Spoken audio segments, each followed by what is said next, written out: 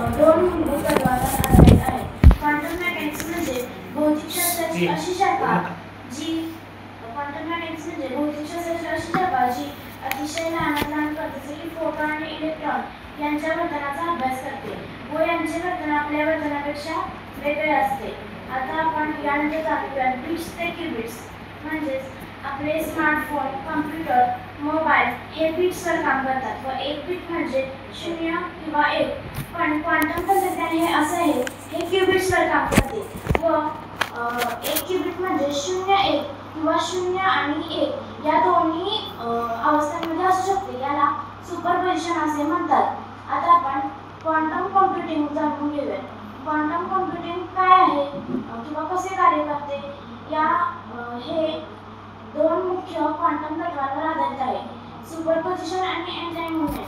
तर मी तुम्हाला जसं की आधी सांगितलं की क्यूबिट एका अनेक अवस्थांमध्ये राहू शकतात, याला सुपरपोजिशन असे म्हणतात. आणि एंटांगलमेंट म्हणजे दोनपेक्षा अधिक क्यूबिट्स एकमेकांना अशा प्रकारे जोडलेले असतात की एका क्यूबिटमध्ये बदल झाल्यावर लगेच दुसऱ्या क्यूबिटमध्ये सुद्धा बदल होतो. याला एंटांगलमेंट असे म्हणतात. आता याचे संभाव्य उपयोग आपण जाणून घेऊया. तर वैद्यकीय क्षेत्रात म्हणजे औषध आणि आरोग्य यामध्ये याचा खूप जास्त वापर होतो. जसे की म्हणजे विशिष्ट आजारांचे रेणू काही मिनिटात बनवता येतात व नवीन औषधी, लसी व उपचार यांचा शोध वेगाने लागतो. यानंतर आर्थिक मॉडेलिंगमध्ये जे शेअर बाजार किंवा सुपर मार्केट किंवा आर्थिक प्रणाली यामध्ये याचा जास्त उपयोग होतो. जसे की आर्थिक शेअर बाजारमध्ये जर का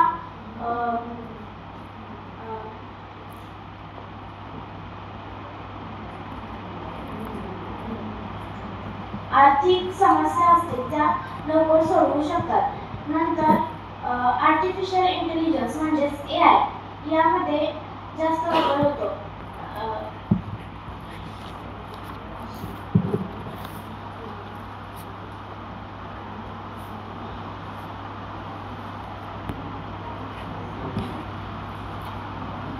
क्वांटम तंत्रज्ञान हे एकदम अतिशय उपयुक्त असे तंत्रज्ञान आहे.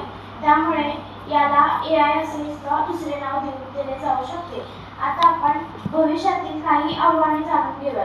त्यातील पहिलं आव्हान आहे तांत्रिक जटिलता. यामध्ये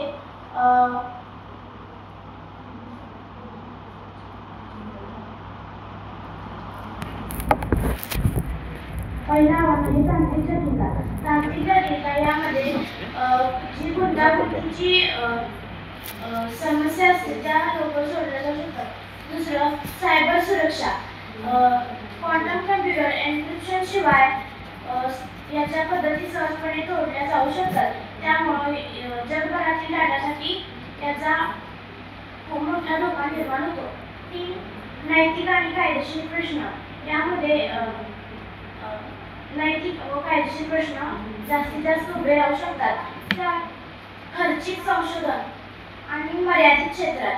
हे तंत्रज्ञान जास्त खर्चिक असल्यामुळे याचा मर्यादित संस्था किंवा निवडक देशांपुरताच वापर होऊ शकतो. 5. शिक्षण मानव संसाधनाची कमतरता.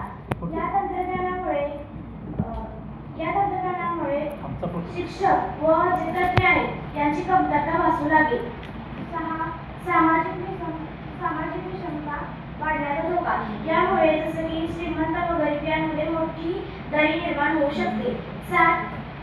AI आणि क्वांटम एकत्रित आव्हान. हे क्वांटम तंत्रज्ञान आपल्याला अगदी सावधगिरीने विकसित करायला हवे किंवा याचा वापर अगदी काळजीपूर्वक करायला हवा. 8. व्यावसायिक व्यापारातील अडचणी. हे तंत्रज्ञान खर्चिक असल्यामुळे याचा व्यावसायिक व्यापारात वापर करण्यासाठी अगदी अडचणी येऊ शकतात. हे तंत्रज्ञान अगदी आपल्या मानवजातीसाठी एकदम उपयुक्त आहे. त्यामुळे याला भविष्यात आपल्याला याचा खूप उपयोग होऊ शकतो. एवढे बोलून मला इथे आयोजकांनी किंवा इथे बोलण्याची संधी दिली याबद्दल मी सर्वांचे आभार. हां क्वांटमचा कृषी क्षेत्रामध्ये वापर केला जात नाही. जातो. त्याचा उल्लेख झाला काय केला जातो उदाहरण देते. जसे की